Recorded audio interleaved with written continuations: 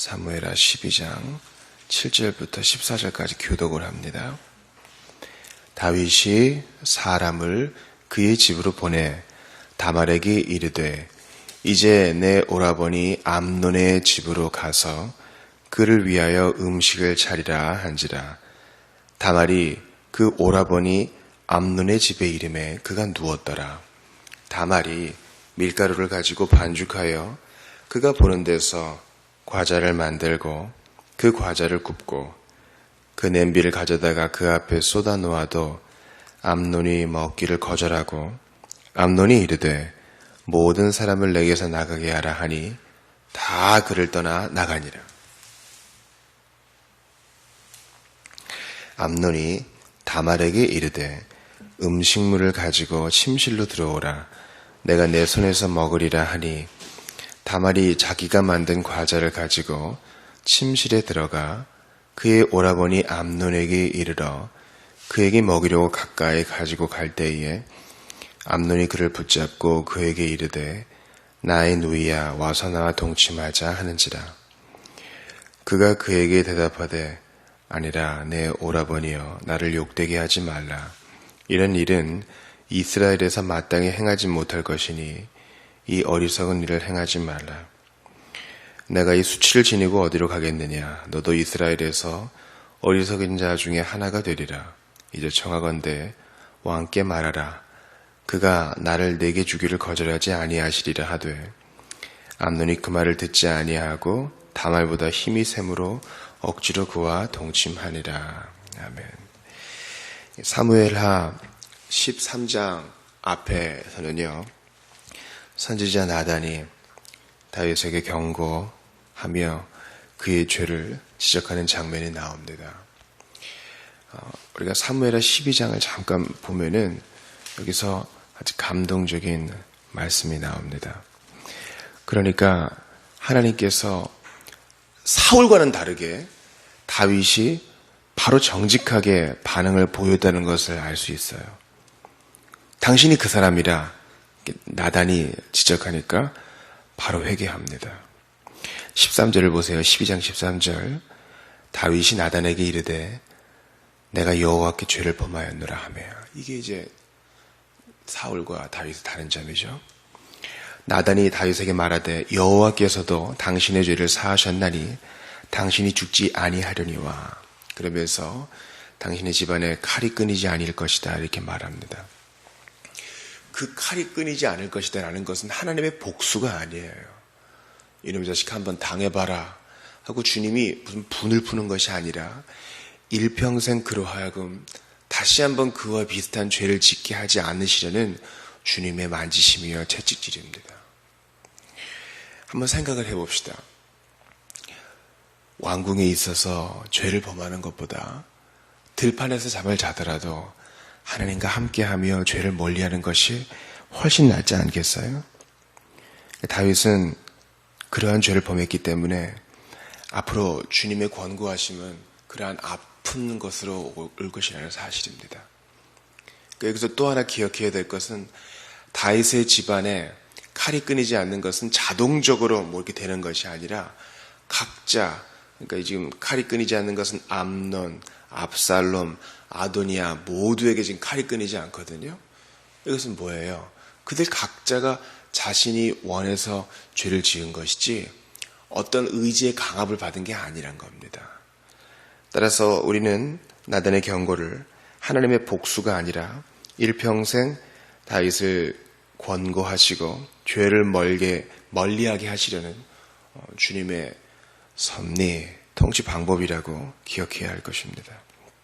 자, 이제 그의 집안에 우환이 일어나는 첫 번째 사건, 바로 암논이 배다른 여동생 다말을 취하는 것, 아주 누추한 사건이 나옵니다. 신명기 22장과 또 출애굽기 22장에서는요, 이러한 비록 배다른 형제라 할지라도 형제 간의 근친상간은 죽음으로 다스려야 한다고 말하고 있어요. 왜 그렇습니까? 그것은 옳지 않은 것이죠. 하나님께서는 이러한 죄악을 싫어하신다 했습니다. 그러나 욕정의 눈이 멀은 다윗의 큰아들 암논은요, 이 모든 것을 덮어버려요. 얼마나 놀랍습니까? 욕정과 욕망은 바른 판단을 그르게 만듭니다. 그러니까 우리가 어떤 정념에 확 휩싸였을 때 중요한 결정을 내려서는 안 돼요. 마음이 물과 같이 평온할 때 그때 중요한 결정을 내려야 합니다. 기분대로 결정했다가는 우리는 반드시 망하게 될 것입니다. 이렇게 자기의 정욕 때문에 바른 판단을 하지 못하게 된 암논이 어떻게 됩니까? 15절을 보세요. 자기가 원하는 바를 다 이루고 나서 15절에 암논이 그를 심히 미워하니 뭐예요? 그 전까지는 그녀가 좋아가지고 율법을 금하고 있는데도 좋아가지고 그를 억지로 아픈 척 해가지고 억지로 끌어들였다가 이제는 심히 미워하니 미워하는 마음이 전에 사랑하던 사랑보다 더한지라. 그래서 이제 가라! 돌려보냅니다. 그러나 다만을 알고 있어요. 이제 이런 일이 벌어졌으니 율법은 뭐라고 말합니까? 그 신부의 아버지가 금하지 않으면 마땅히 그를 취해야 돼요.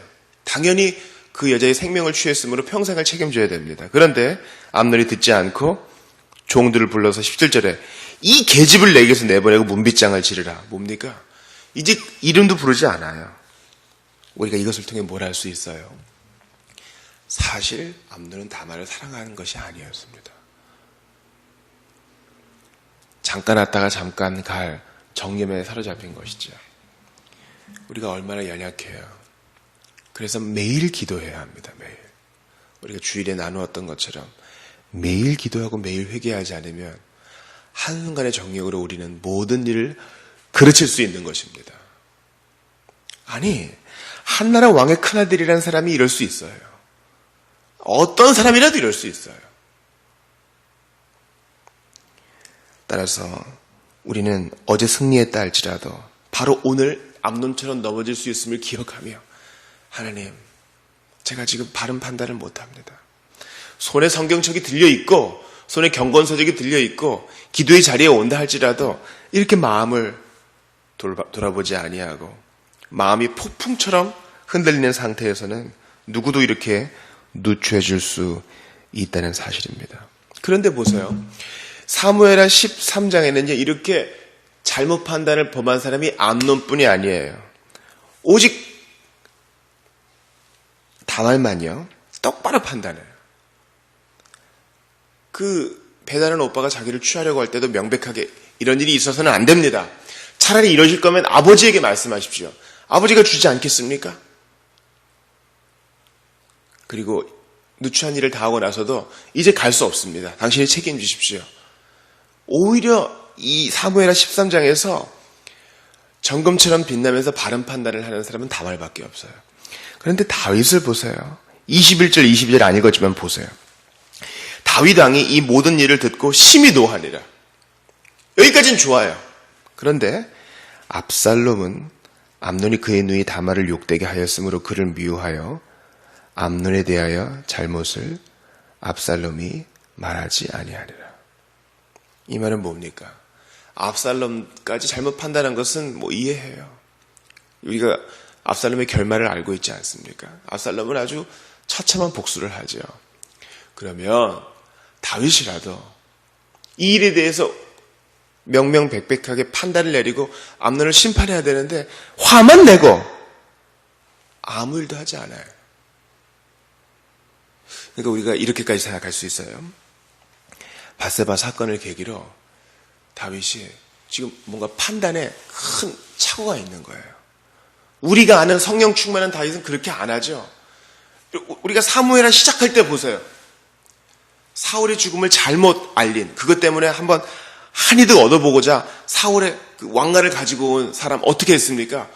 바로 그냥 처형해 버리잖아요.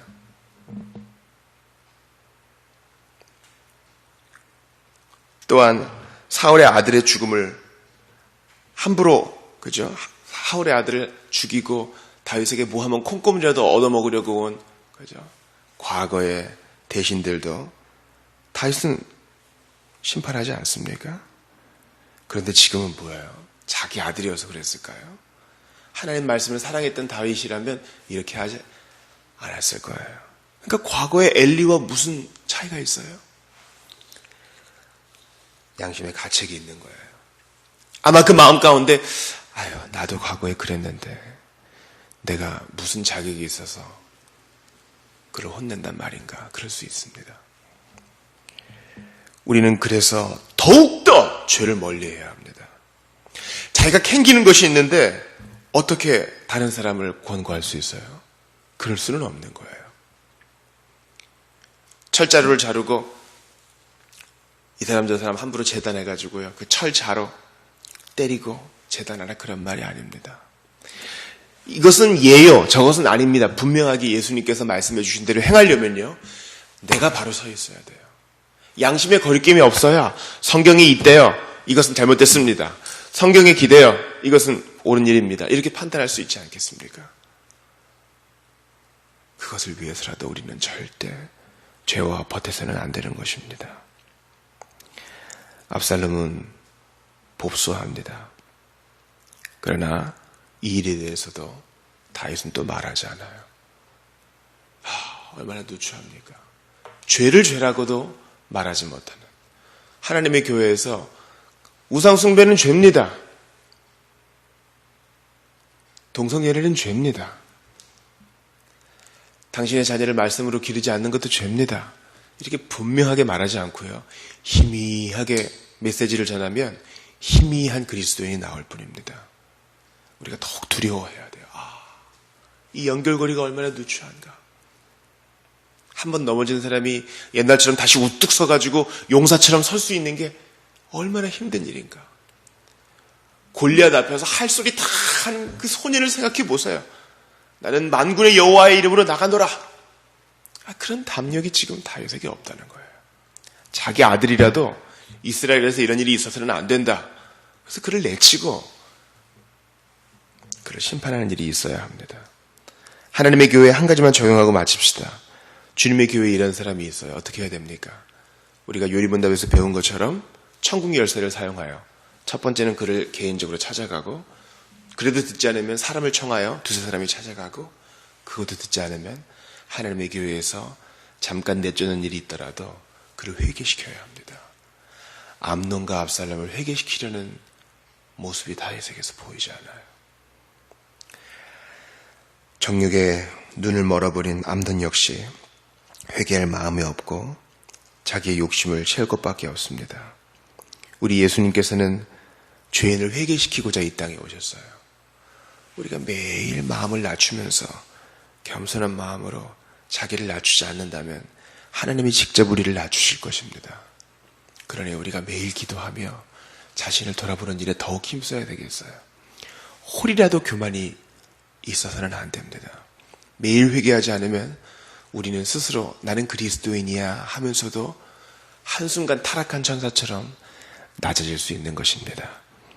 그러니 다윗처럼 바른 판단 하지 못하는 일이 없도록 우리는 늘 죄를 멀리해야 되겠습니다. 큰 죄, 작은 죄, 죄를 혐오하며 가까이 하지 말아야겠습니다. 죄를 미워하고 죄에 대하여 거리를 두며 오직 하나님의 뜻대로 살게 하기 위하여 우리 주 예수님이 오셨고 지금도 우리를 위해 기도하시니 우리는 오늘도 더욱 거룩한 길을 걸어야 하겠습니다. 우리 한번 같이 기도를 합시다. 사무엘하 13장은 우리에게 반면교사의 역할을 합니다. 그렇지요? 욕정의 눈이 멀어서 바른 판단을 하지 못하는 암논, 미움이 사랑보다 더 커져 버려서 완전히 누추한 일을 행하고 마는 암논. 사실 이게 저희 모습입니다. 주님, 오늘 제 모습을 보게 하시니 감사합니다. 하나님, 다윗이 한때는 용사였고 주님 앞에 정말 의를 행하는 용사였으나 지금은 자신조차 돌아보지 못하고 아들도 제대로 권고하지 못하는 누추함을 보입니다.